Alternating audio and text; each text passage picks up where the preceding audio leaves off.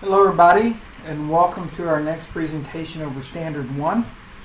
And this deals with actually creating a vision and mission statement.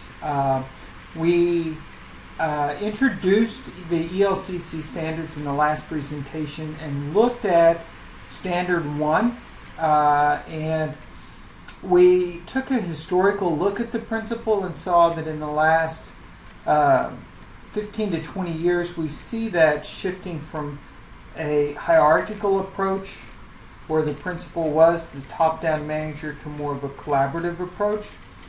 And we also looked and finished the presentation with the idea that principals need to help their teachers make that shift from teaching to learning.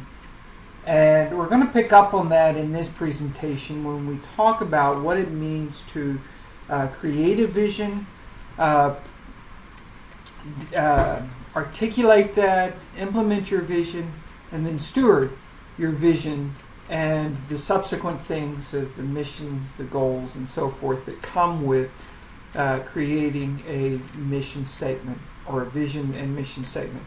So with that, let us begin by just talking about what it means to have a vision statement. We're going to get the definition in a little bit, but basically what we're saying is for a vision statement, you need to think of what your organization looks like in 5 to 10 years. Okay, this is not something you're going to change every year, but you will want to consider what your organization is going to be doing in 5 to 10 years, and that's your vision. Okay, and I want you to think broadly here when you apply your vision. So just some ideas of what visionaries have in common is visionaries are able to reflect upon what was and what is their current situation in trying to address what could be. They provide the perspective on their vision through clear articulations of them. So in doing so, you're going to explain how your vision derives from previous changes or whatever there may be, and how it's going to address the changes you see happening. Share your vision though criticisms emerge.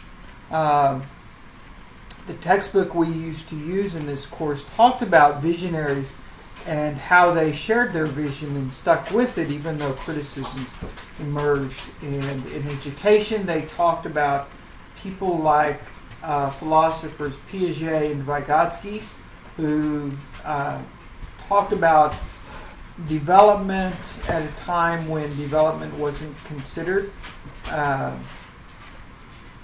needed. People questioned their theories. They stuck with them, and in time they came to show that their theories had validity to them.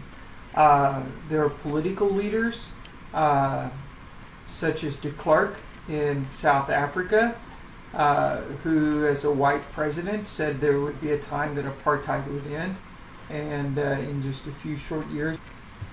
So the things to consider when you really disaggregate your data that might be contributing to the achievement gap are as follows. And we're going to go through these real quickly. First of all is curriculum rigor. In general, while there are some gaps that remain, there has been progress across racial and ethnic groups in taking what is called a mid-level curriculum in high school. But still there are gaps especially in advanced classes, particularly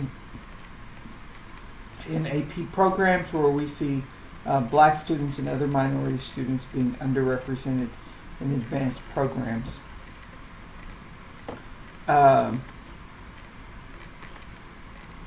Teacher preparation.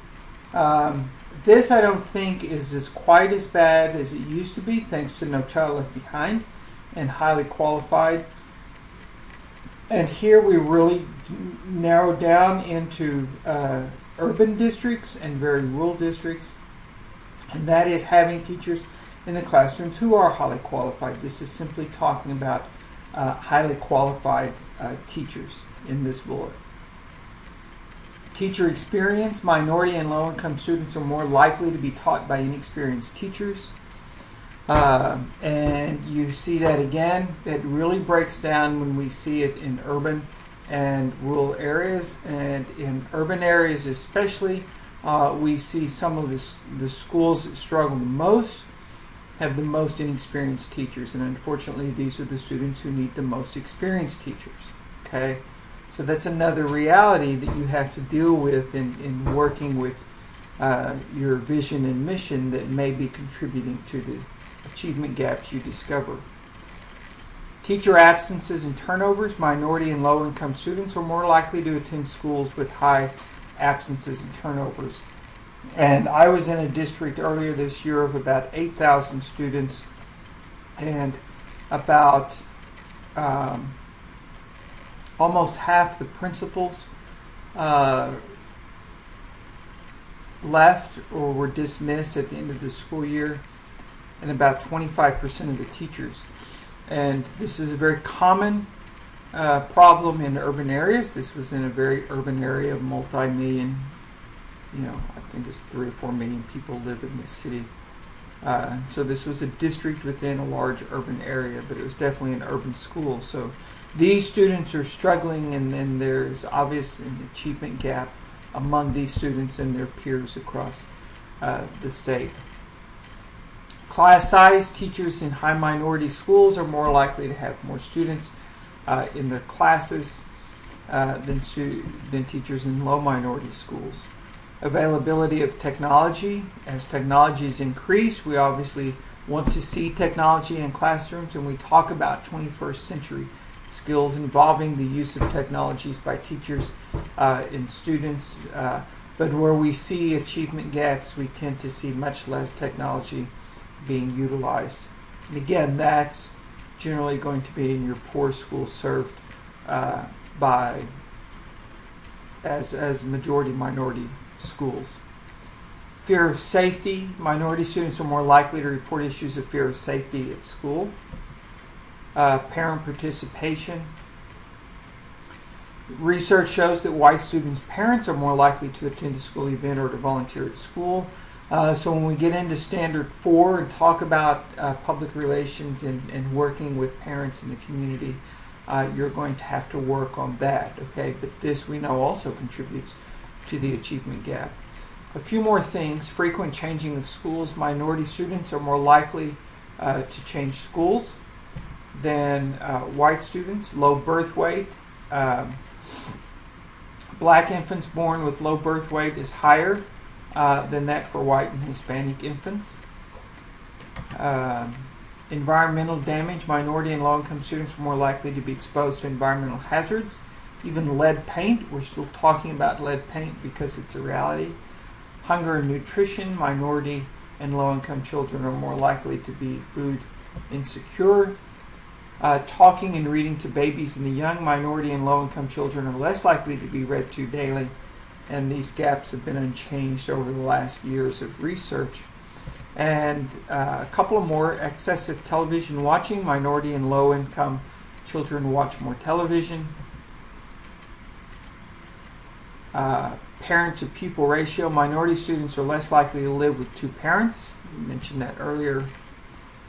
The summer achievement gains and loss. Minority and low SES students grow less academically over the summer, and trend data were unavailable for this. So I forget where this research comes, but this is generally accepted research on why the achievement gap persists. So when you, again, we go back to that all student statement, when you consider that you want to work with all students, then this is what you have to keep in mind when you make that statement. And if you don't make that statement, or if you feel you can't make that statement, then I would challenge you being the principal. So even from the beginning, and not to be discouraging, you're getting the idea of how much of a burden it can be to be a building principal. But don't let that discourage you, because the whole goal of this is how do you overcome all this. And so part of that then is obviously working with creating your vision and helping to establish your school culture and so forth. So a lot of this, I chose to leave this slide, or I choose to leave this slide in here even though we've changed from No Child Left Behind, but it's really No Child Left Behind that historically has caused this shift into looking for all students because of the fact that accountability is now tied to it. And so there's a lot of criticism, but honestly, I'll be honest with you, I view this as a triumph that we're forced to look at all students and work with all students. And so that's bringing in the highly qualified teachers and so forth, okay? How do these criteria impact how you would create a vision for your school? So again, that's the whole point of this, is to look at what we mean when we say all students. And as you start to think about that and you say, I want every student to be prepared for college, let's say you throw that out as your vision. You know, the reality is you have to look at all your students. And so maybe you need to adjust that vision to something more realistic, because we know not everybody goes to college, and a lot of students go to VOTEC training. A lot of students go and receive certificates in other places.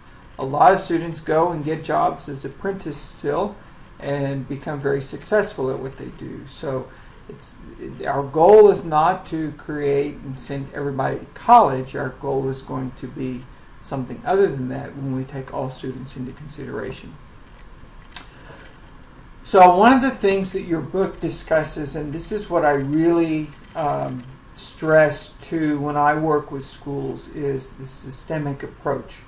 And we're going to, on the next slide, we're going to start talking about what it means to create a vision. Then we're going to move into mission and then goals to finish this presentation. But when we talk about the systemic approach, this means that we want all people and all levels of the system combined. And so this doesn't just mean we're looking at our building as a silo. And I've been in districts where that happens, and anymore those districts are not meeting the needs of students in the district.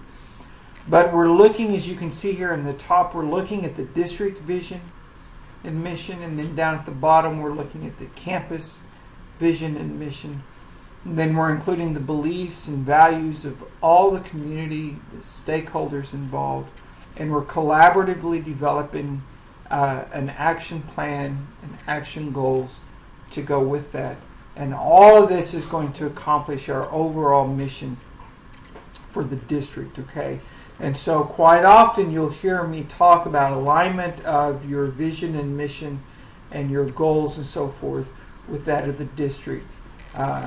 This is a place where you can't, there's a point where you can go out and be a maverick, and maybe some of your ideas, but in reality you have to look at the district as a whole and align yourself with the district, okay? And that's what we mean by systemic approach.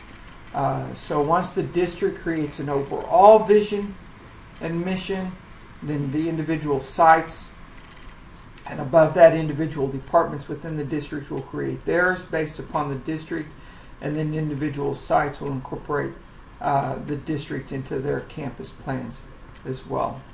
Okay? So again, when you create your vision, we said the principal must look at where the school has been, where the school is today, and where you want the school to be in the future.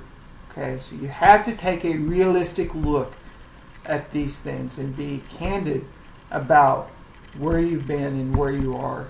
And then that can inform where you want to be in 5 years, in 10 years, and then so forth. Okay, your vision statement is probably going to look out about 5 years or so, and so that's what you want to keep in mind.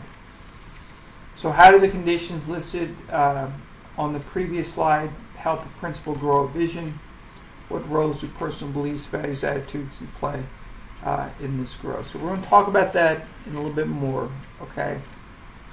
But be thinking of this about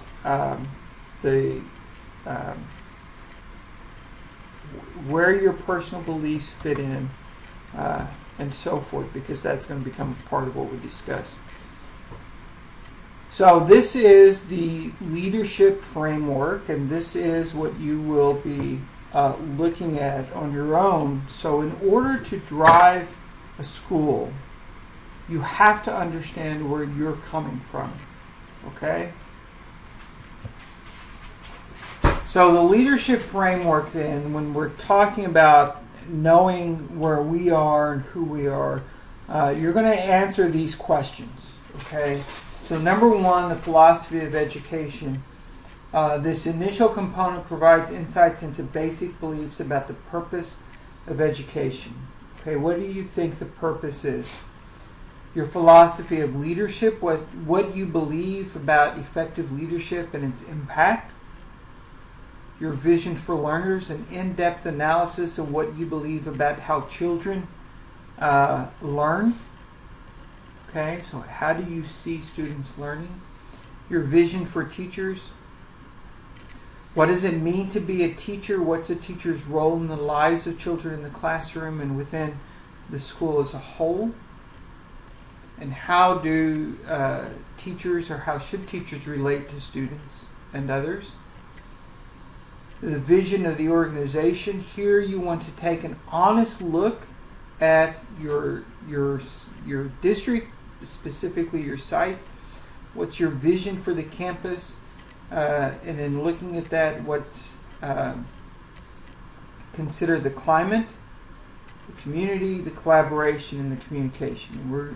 You're going to get more information on all this, okay? Number 6, professional growth. How do you see professional growth being used in your system, and what its purpose is? And then finally, on number 7, your method for vision attainment. Here, once you align all these things and understand where you're coming from, how are you going to reach your vision? Here we want to talk about the decision-making process, how you encourage change as it's needed, how do you provide support for change, and how will everybody work together to create your vision. So you're going to learn more about this leadership framework, but this is just an insight into yourself to kind of center yourself on where you are in creating a vision for your school. You can't lead your school somewhere if you don't know where you are or where you start from, okay? So once you get your vision done, again, this is a 5-year statement of where we want to see students in 5 years. And we have some readings that go along with this, I believe. What are some barriers, okay? And these are things that you need to be aware of. Tradition. We're just going to pull these up here. Scorn, naysayers, complacency, weariness, and short-range thinking. Tradition and scorn. Scorn will come from you violating tradition.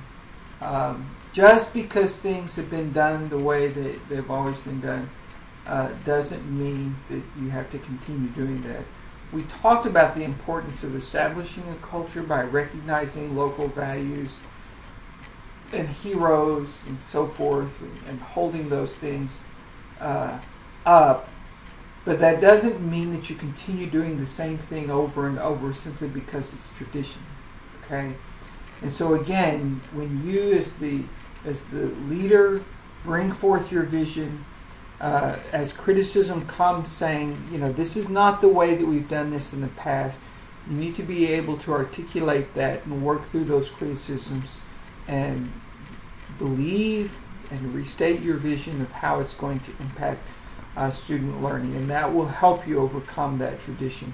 The scorn will come from those naysayers who say that you're breaking tradition, but again, keep that vision in front of you.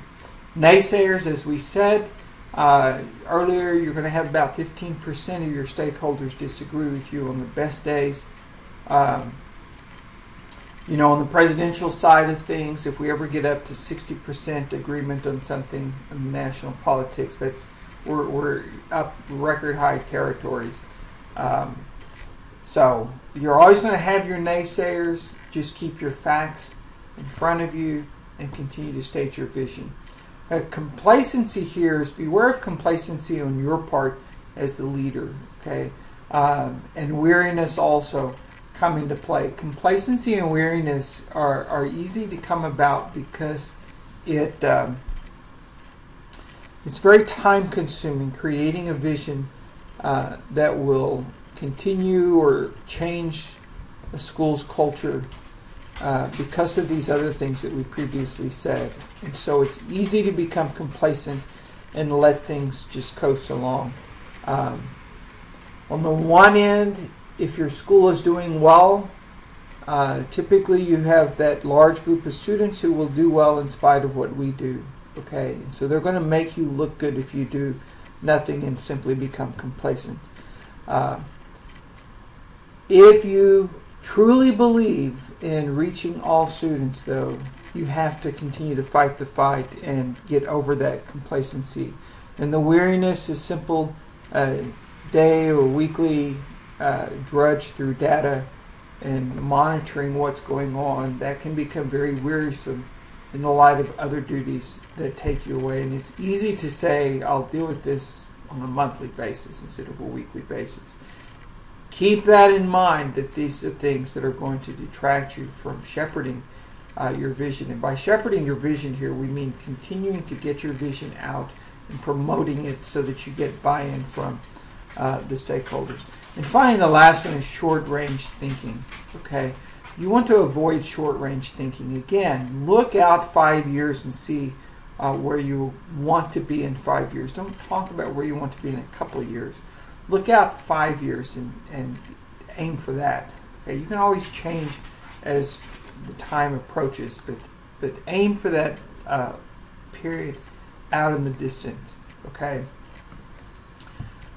Beware of all these things, because if you allow them to happen, you obviously will be blocked from your vision. So how do you overcome them? Encourage the following things. Build ownership in the vision. Share this with your teachers, your faculty, or your staff. Help them create your vision with you. This is not something done in a silo, and so you're going to build that ownership with them. Think in long-term benefits, seek input from stakeholders, build confidence in stakeholders by talking about your vision and the accomplishments you're making toward that end. Stay with the vision, stay focused, keep your stakeholders alert of any changes, and demonstrating how focus results in efficiency, effectiveness, and productivity. All of this deals with being open, honest, and realistic about what you're wanting to do and how you're going to get there and what the path looks like along the ways. Okay? So once you get that established, I want to give you an idea here.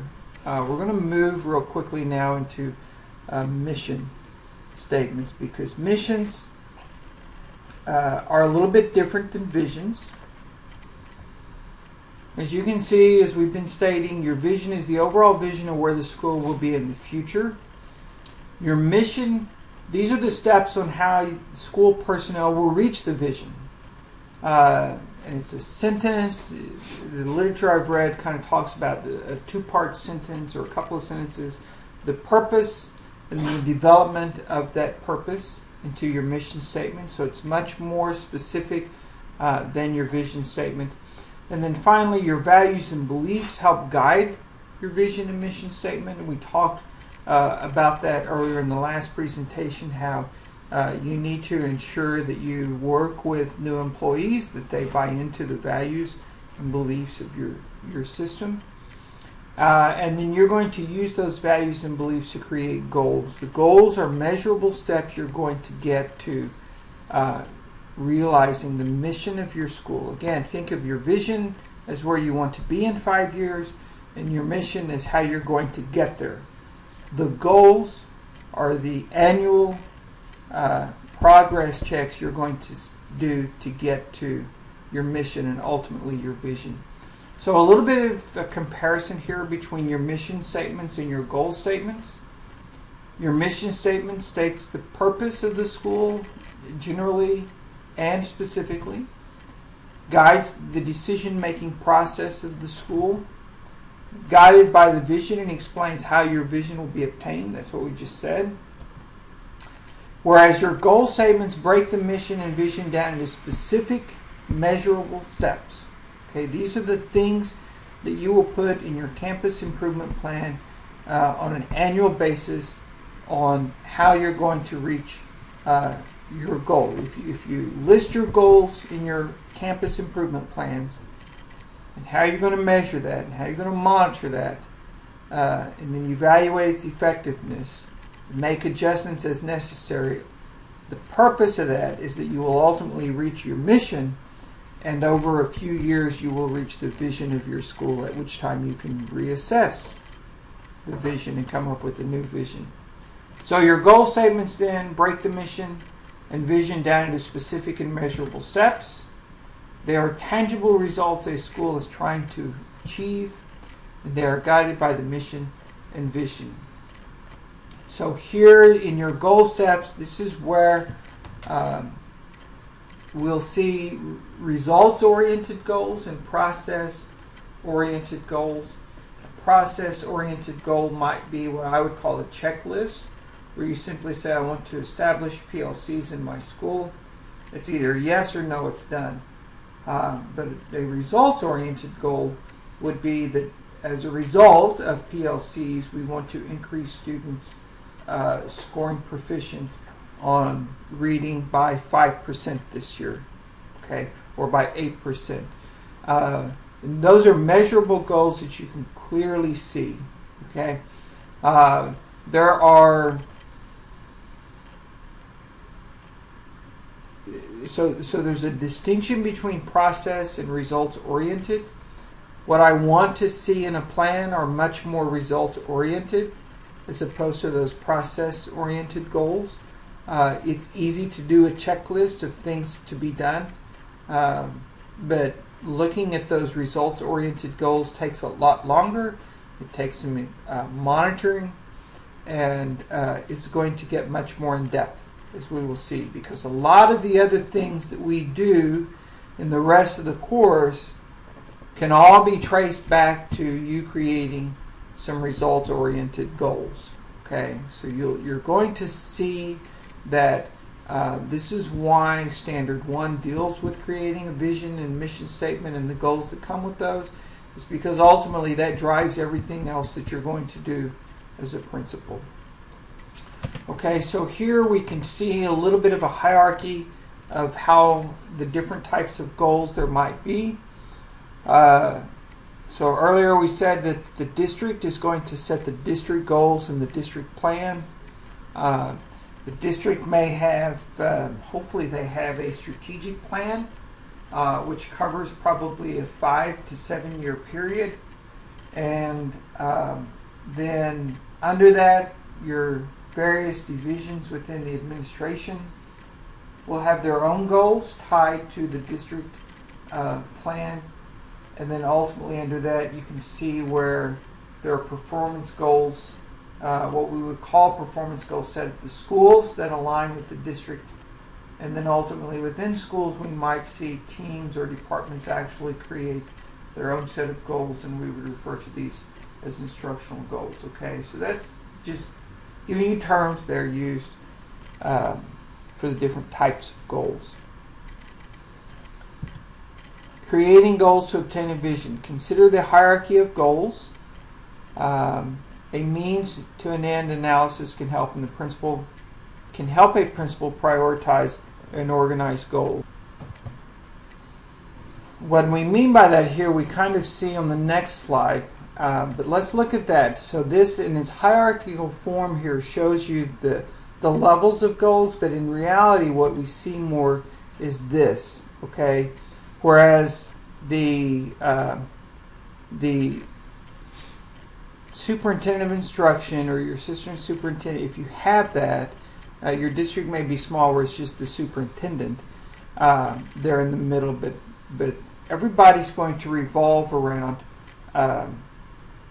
that. What this chart does not show is the interconnectedness between these various places.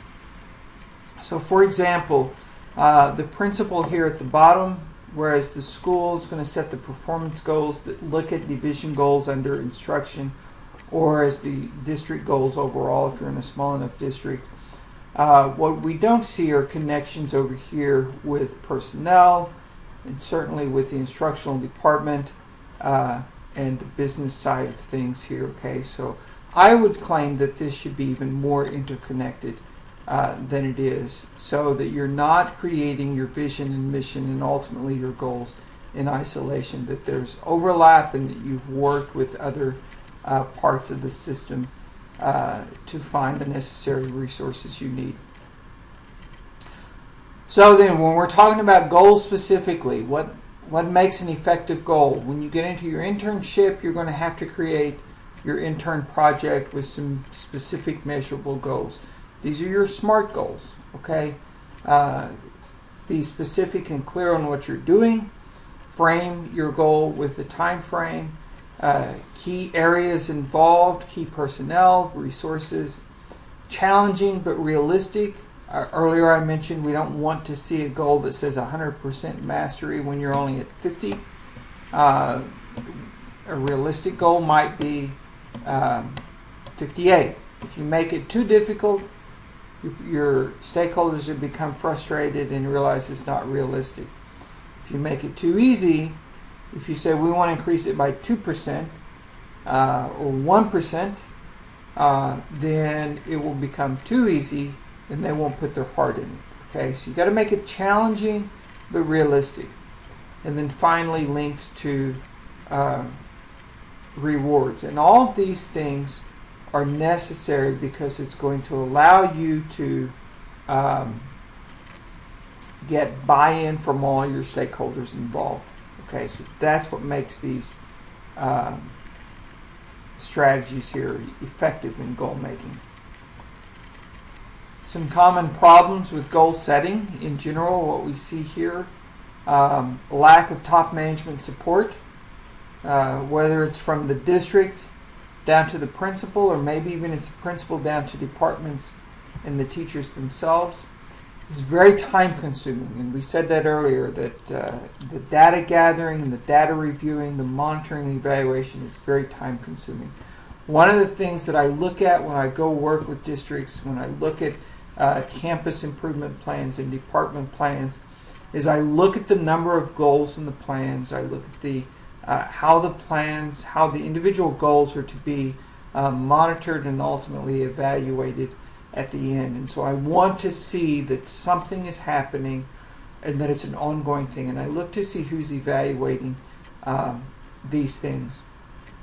The worst case scenario, I found a district that had about 172 goals, and the principal was the primary person checking those goals.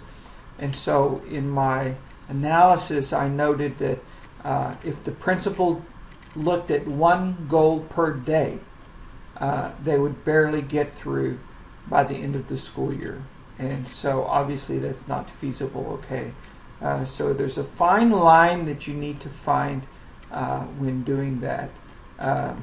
It's suggested that you look at 4 key areas when considering your goals and how all these areas fit in with your overall plan. The 4 categories are professional skill goals, which are clearly defined statements describing critical aspects of administrative or teaching performance. Problem-solving goals, designed to correct areas in which performance is below standard. Innovative goals, pertaining to improvement projects. And personal development goals. This is your PD projects, okay? So keep your goals within those 4 general areas, and you will avoid that problem of creating too many goals. Some other problems, though: excessive paperwork. Again, lots of data to to report on, overemphasis on quantitative goals, your administrative style, and prepackaged programs. And in the prepackaged programs, what we're looking at is a lot of school districts have relied simply on saying, you know, I'm going to buy this program, Math 180, and it will tell me whether or not the students are achieving well. The problem with that is that's based on them. That's not based on you and the characteristics of your building. And so there can be some problems using that kind of data or those kind of data to assess your goals that you have established. Some tips for effective goal setting: develop a specific organizational structure you will use, create a positive leadership climate, maintain that means to end chain of goals, train your principals, and emphasize periodic feedback session. Once goals have been set, the principal must determine how they will be obtained. This leads to developing plans here, okay? So one of the biggest problems, let's assume that we have identified goals and they're good goals. What's the next area that we need to look at? And that deals with monitoring the goal and evaluation of its effectiveness. Okay. So here are ways that we see that's suggested to develop plans for monitoring your goals and ultimately evaluating your goals. So overall what we have is your strategic plan. Again, this is going to kind of reiterate what we've talked about so far. The strategic plan defines the means by which the goals of the school are to be attained. Within the strategic plan, we have tactical plans. These are the plans that your principals are going to help execute. These would be your campus improvement plans. Within your campus improvement or your tactical plans, you have what we call operational plans. These are developed at lower levels of the district to specify means towards achieving the operational goals and supporting the tactical planning activities. They are usually carried out by supervisors, department heads, and teachers. So think of the big picture of the strategic plan, and then within that are your campus improvement plans that you as the principal develop. Then you bring in those operational things, and this is what I was talking about earlier when I said that there should be arrows connecting the various departments, those assistant superintendent categories, because you're going to be using the operational plans within the individual departments to help drive your campus improvement plan forward to ultimately achieve the strategic plan established by the superintendent. And then finally, we see what we call standing plans. Your standing plans are ultimately the policies, the procedures, and the rules that guide everything that you do in the school. Okay, and so it's these things together that ultimately will help you achieve the goals that you establish. Again, last slide here, so let's just reiterate. We're going to start with the vision. In your school, your vision is in line with the district. It's a long range of what and where the school is going to be in the future, say 5 years out. Your mission answers the why of the vision, usually more short term. It states the purpose of the school. And I'll give you an example. This is from an old textbook that we used to use, but I can read this to you. The mission of Disney Elementary School is to create and sustain an environment that promotes academic excellence, encourages social development, fosters emotional well-being, and instills a passion for lifelong learning in all students. Okay, so that's an example of a mission that would explain the why or answers the why of the vision. Your belief usually accompanies the mission statements, and consider using belief actions instead of belief statements. Finally, your goals, how to reach the vision and mission and belief statements. Check the TPS strategic plan for these items. you're going to look at this on your own, okay? So forget that. That's a statement out of a previous class. And then finally, from your goals, you're going to put all that together, and that's going to be your plan. This is your campus improvement plan. This is how you're going to reach the goals. Know that different levels of the system have different plans, but for you as a building principal, we're talking about your campus improvement plans. Now, I will add here that unfortunately some sites will use their Title I plan as their campus improvement plan and not actually create a campus improvement plan. And that in and of itself causes problems based upon the things that we've talked about establishing vision and mission statements, and maybe we can discuss that at a future time. So this wraps up the overall view of Standard 1, what it means to create, implement, and sustain vision and mission for your school. Next presentation, we're going to move into Standard 2, and from Standard 2 through 6, what we're really going to look at is once you have your vision and mission and your goals in place, Standards 2 through 6 are going to be the various ways you're going to help to carry those things out. Okay, so I look forward to that with you.